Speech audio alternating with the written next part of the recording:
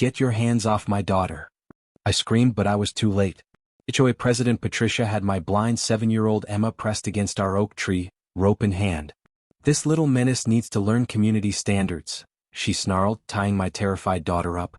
She had no idea I'm FBI. Before watching full story, comment below from where you watching. Also like and subscribe for more stories. HOA President Patricia had my blind 7-year-old Emma pressed against our oak tree, rope in hand.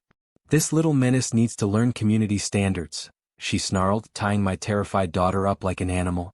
My voice shattered the peaceful Saturday morning silence as I burst through my front door, my coffee mug crashing to the ground and shattering into 1,000 pieces. Patricia Vance, our neighborhood's self-appointed dictator and queen of cruelty, had my precious Emma pinned brutally against the massive oak tree in our meticulously maintained front yard.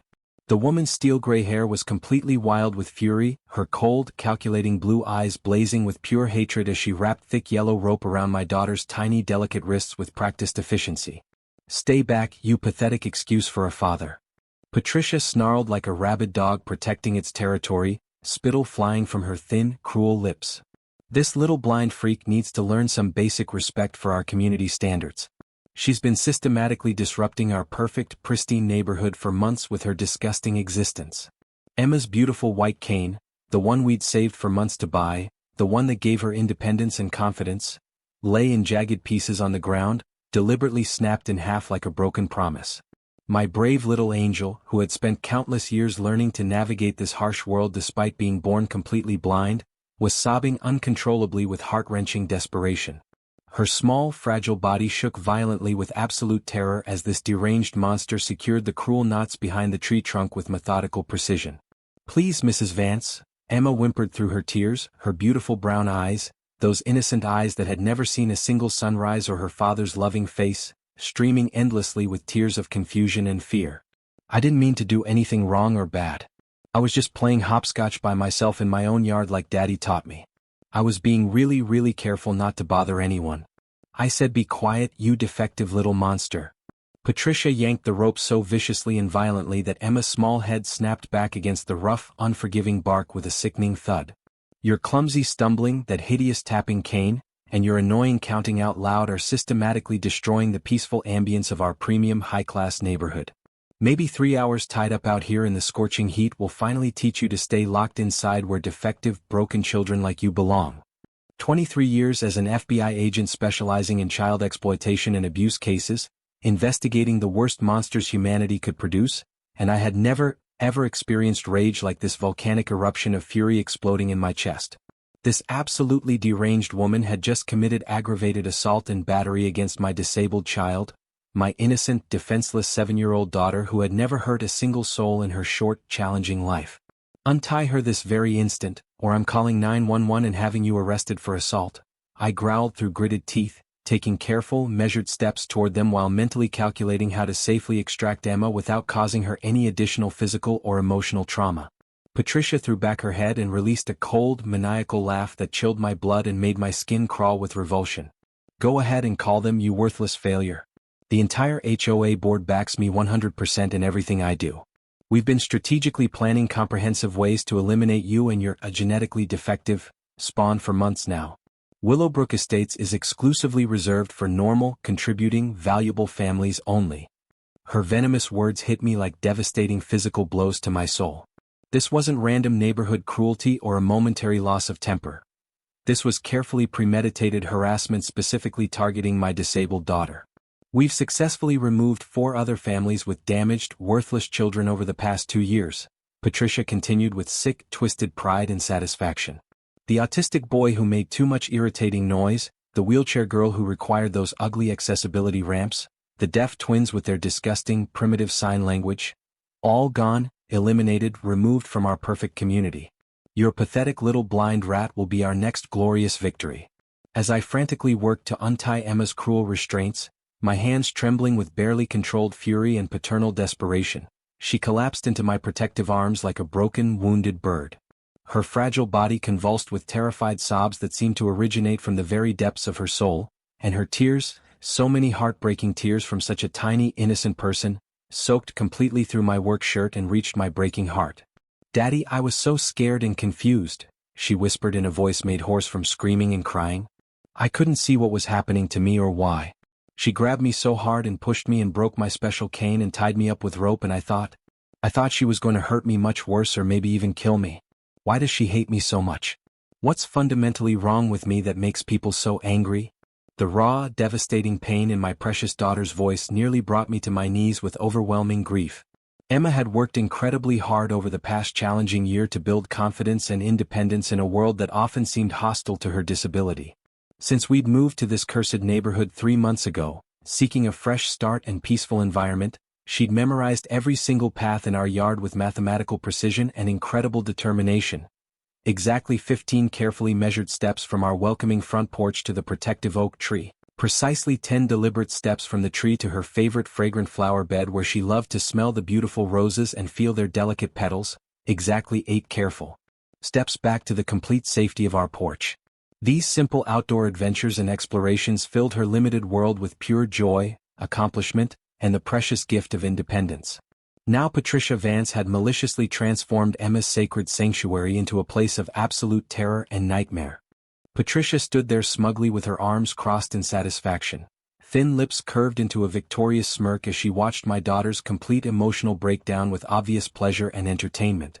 Excellent results. Maybe now the little freak finally understands she doesn't belong in a civilized, respectable community like ours. The other families with special needs burdens and defective offspring got our clear message loud and clear and relocated to more appropriate facilities for damaged goods. You should follow their wise example immediately.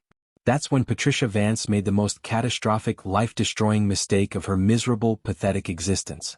She had foolishly declared war on FBI Special Agent Marcus Chen without having the slightest clue about my true identity, capabilities, or the devastating resources at my disposal. But I would let her continue believing she'd achieved total, complete victory. For now. Come on, sweetheart, I whispered gently to Emma, carefully lifting her trembling form into my protective arms with infinite tenderness. Let's get you inside where it's completely safe and warm. As I carried my traumatized daughter toward our house, Patricia called out behind us with vicious satisfaction and triumph. Next time I catch that defective child disrupting our peaceful community, I won't show such remarkable restraint and mercy. Get her under proper control and keep her locked inside like a caged animal, or the HOA will be forced to take much stronger, more permanent corrective action. Emma buried her tear-streaked face deep into my shoulder, her small hands clutching desperately at my shirt like a lifeline. Daddy, what did I do that was so terrible and wrong? I was just practicing my counting steps like you taught me in our own yard. I didn't hurt anyone or break anything or make loud noises or cause any problems. I promise I was being really, really good and careful. My heart completely shattered into a million irreparable pieces. Emma had dedicated countless hours to developing her crucial mobility skills since our move here. She had painstakingly memorized every bump, crack, texture change, and obstacle in our property with the dedication of a scholar. She could navigate from our mailbox to our back garden with the confidence and grace of a sighted child, using her remarkable hearing abilities and carefully developed spatial awareness that amazed everyone who witnessed it.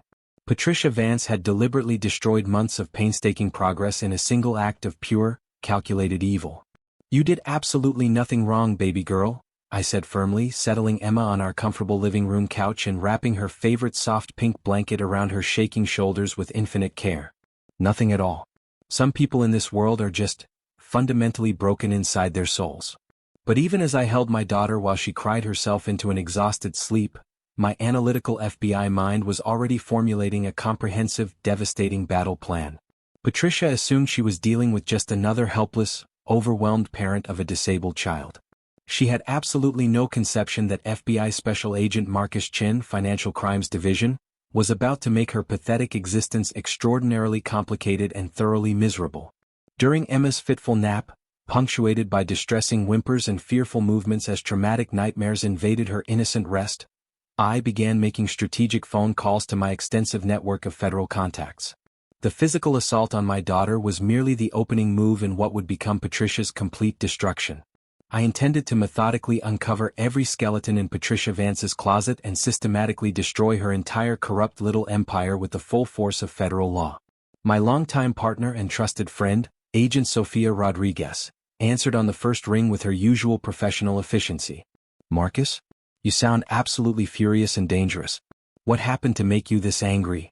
Someone just tied my blind 7-year-old daughter to a tree in our front yard, I said quietly, maintaining professional control while watching Emma sleep fitfully.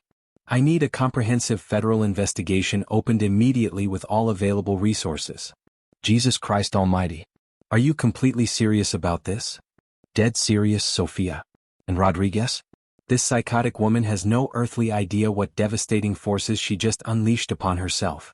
The initial financial record search through federal databases revealed deeply disturbing patterns that made my blood pressure skyrocket to dangerous levels. Patricia Vance wasn't simply a neighborhood bully with control issues and authority problems. She was operating a sophisticated criminal enterprise using the HOA as her primary weapon of choice against vulnerable families. Bank statements showed highly suspicious payment patterns over the past 3 years that screamed financial fraud. Large sums regularly transferred from HOA community funds into Patricia's personal accounts, cleverly disguised as administrative fees, community improvement costs, and special assessment charges. The systematic embezzlement totaled over $73,000 in stolen community money. But the financial crimes were absolutely nothing compared to what I discovered through federal database searches and legal communication intercepts that chilled me to the bone. Patricia had been conducting a systematic, organized campaign of harassment and intimidation specifically targeting families with disabled children, using carefully coordinated psychological warfare tactics to force vulnerable families out of Willowbrook Estates through fear, economic pressure, and emotional destruction. The documented evidence was absolutely horrifying and heartbreaking. The Williams family, terrorized and driven away 8 months ago because their autistic son Danny made excessive noise disruption during his essential outdoor occupational therapy sessions. Patricia had filed 17 separate noise complaints, scheduled HOA meetings during Danny's therapy time specifically to create conflicts, threatened the therapy providers with legal action, and eventually threatened to have the family evicted for violating community peace standards. The family sold their home at a loss and moved 3 states away.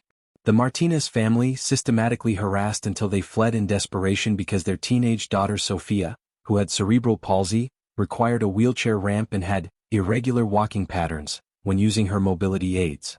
Patricia documented every instance of Sophia's movements with photographs, filed complaints about property modifications without proper permits, organized neighborhood meetings to discuss aesthetic property value concerns, and ultimately made Sophia so self-conscious that she stopped leaving the house entirely.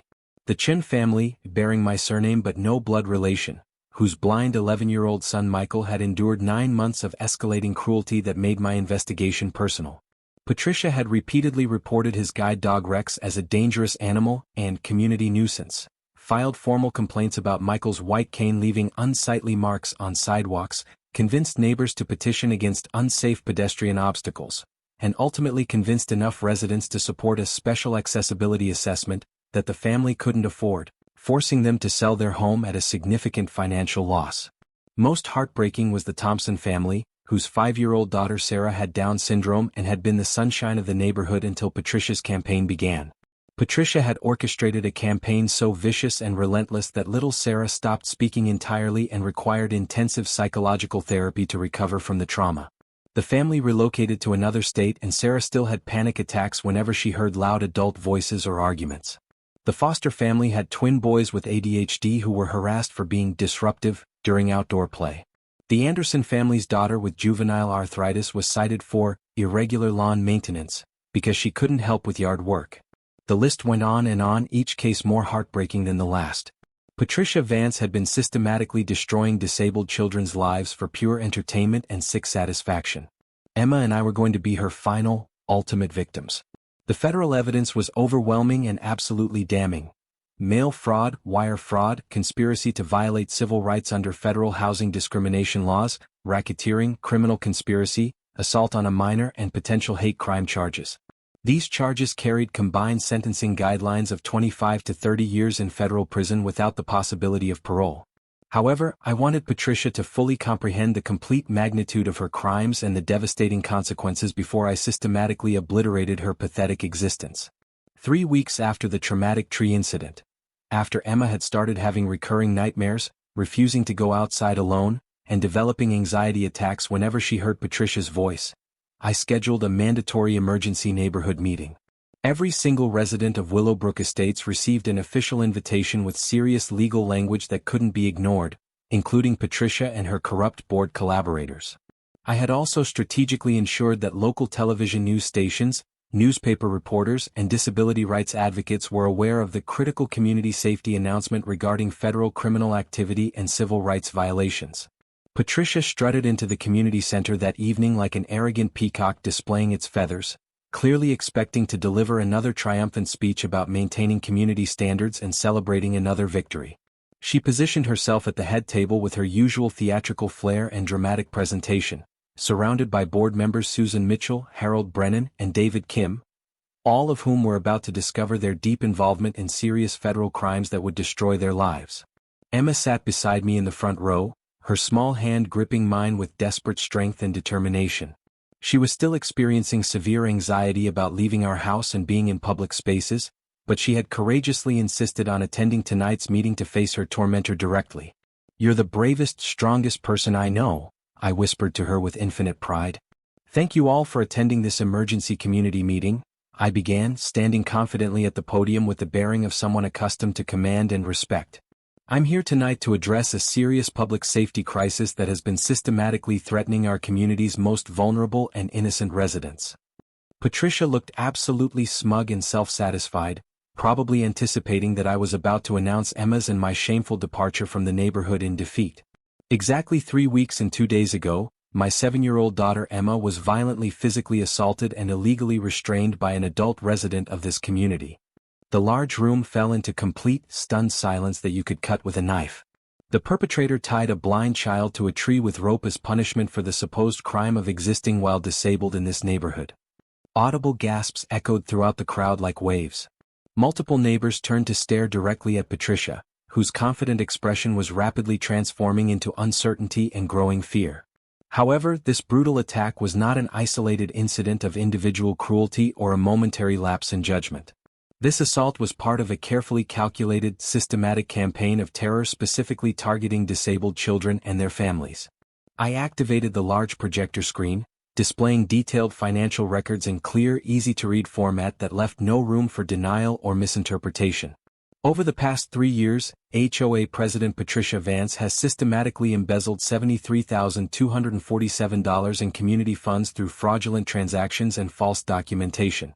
Patricia shot to her feet like a rocket launched into space, her face flushing bright red with rage and panic. "This is absolutely outrageous and completely false. You cannot possibly prove these ridiculous, slanderous accusations. Actually, I can prove every single charge beyond any shadow of doubt." I calmly displayed my official FBI credentials on the large screen for everyone to see clearly and understand the gravity of the situation. "I am FBI Special Agent Marcus Chin, Financial Crimes Division. Every fraudulent transaction has been meticulously traced, verified, and documented according to strict federal banking regulations and investigative protocols." The color drained from Patricia's face so rapidly I thought she might collapse and faint right there on the spot. But financial fraud represents merely the tip of an enormous criminal iceberg. Mrs. Vance has orchestrated and implemented a systematic campaign of harassment, intimidation, and psychological warfare specifically designed to force disabled children and their families out of this neighborhood through fear, economic pressure, and emotional destruction. I displayed screenshots of email communications between Patricia and her board conspirators, revealing their detailed discussions about strategies to eliminate undesirable population elements and maintain community standards through targeted enforcement actions against defective residents. One particularly damning message, sent just 3 days after Emma's traumatic assault, read with chilling clarity, "Tree incident achieved perfect results. Father appeared completely defeated and broken. Blind girl family will relocate within 30 days maximum. Victory is within our grasp." The community center crowd's mood shifted dramatically and visibly from confusion to horror to absolute moral outrage. Parents were whispering angrily among themselves, and multiple neighbors were now glaring at Patricia with expressions of pure disgust, betrayal, and righteous fury. "Mrs. Vance," I continued with ice-cold professional authority that commanded absolute attention, "you claimed you wanted to teach my daughter about community standards and proper behavior. Allow me to educate you comprehensively about federal criminal justice standards and consequences." Agent Rodriguez materialized at the back of the room with 2 additional federal agents, effectively blocking all possible exit routes and escape paths. The formal charges include multiple counts of mail fraud, wire fraud, conspiracy to violate civil rights under federal housing discrimination laws, racketeering, criminal conspiracy, aggravated assault on a disabled minor, and hate crime violations. Federal sentencing guidelines indicate 25 to 30 years in federal prison without the possibility of parole. Patricia was hyperventilating now, gripping the table edge with white knuckles as her entire world collapsed around her. "You cannot do this to me. I was protecting our community property values and maintaining standards. That defective child was systematically disrupting." "That child," I interrupted with a voice that could cut through steel and silence a room, "has a name. Her name is Emma Chin. She is 7 years old.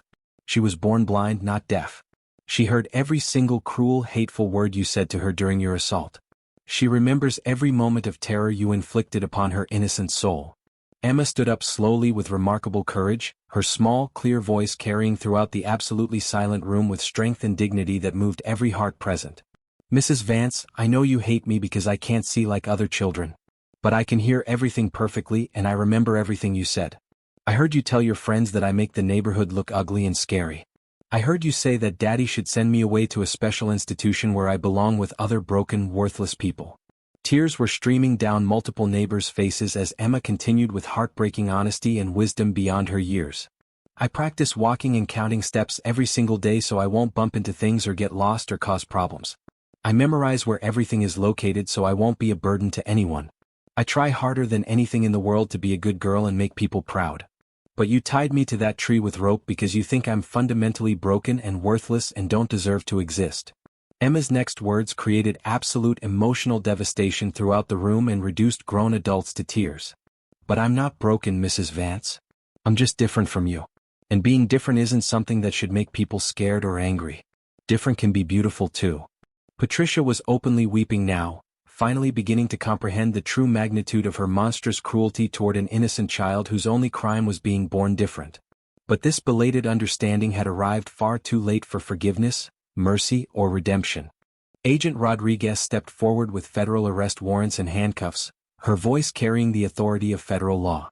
"Patricia Vance, you are under arrest for federal civil rights violations, mail fraud, wire fraud, criminal conspiracy, racketeering, and aggravated assault on a minor. Susan Mitchell, Harold Brennan, and David Kim, you are also under arrest for conspiracy and aiding and abetting federal crimes. You have the right to remain silent. Anything you say can and will be used against you in a court of law." As Patricia was physically dragged away in handcuffs and leg shackles, sobbing hysterically and screaming about injustice and unfair treatment, the community center erupted into dozens of simultaneous conversations.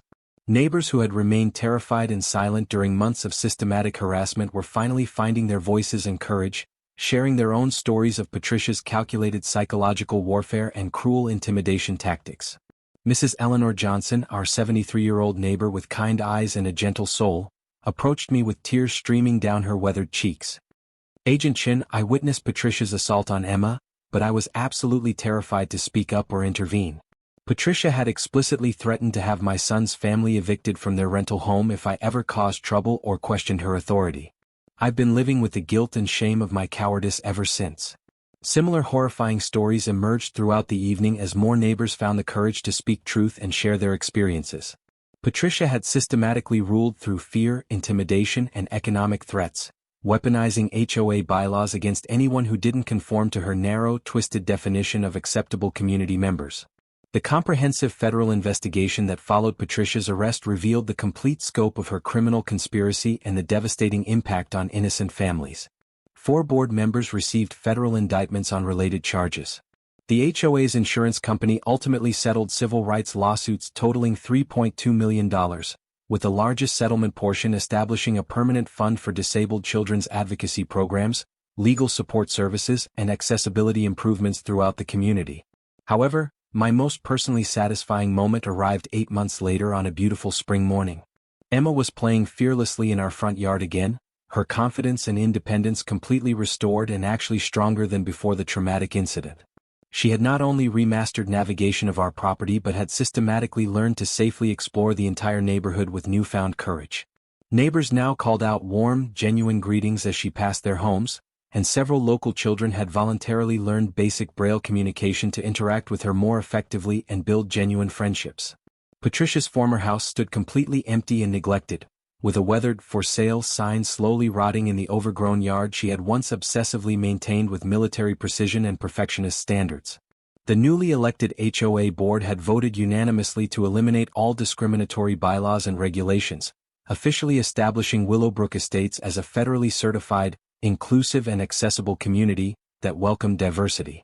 Emma called excitedly to me from beneath the oak tree, the exact same tree where Patricia Vance had attempted to break my daughter's spirit through cruelty and humiliation. "Daddy, come look at what I discovered." She was kneeling beside a small but healthy sapling that had naturally sprouted near the base of the old oak's massive root system. "Mrs. Rodriguez told me this baby tree is going to grow up to be just as strong and tall as its parent tree someday." I knelt beside my remarkable daughter, watching her gentle, careful fingers explore each tiny leaf with the curiosity and wonder that made her so special and inspiring. "Just like you, sweetheart," I said with overwhelming pride and love. "Growing stronger and more beautiful every single day." Emma smiled brilliantly, turning her face toward the warm afternoon sun with pure contentment and peace. "Daddy, do you think Mrs. Vance is learning to be a kinder person while she's in prison?" Her question caught me completely off guard with its profound compassion. Even after everything Patricia had put her through, the assault, the trauma, the nightmares, the fear, Emma still hoped for redemption and positive change rather than revenge and punishment. "I truly hope so, Emma. I really genuinely hope so." Patricia Vance ultimately received 15 years in federal prison. During her incarceration, she was required to complete extensive disability awareness education programs and perform community service specifically focused on accessibility advocacy and disability rights. Letters she wrote to Emma during her 4th year of imprisonment demonstrated genuine remorse, understanding and personal transformation that surprised everyone involved.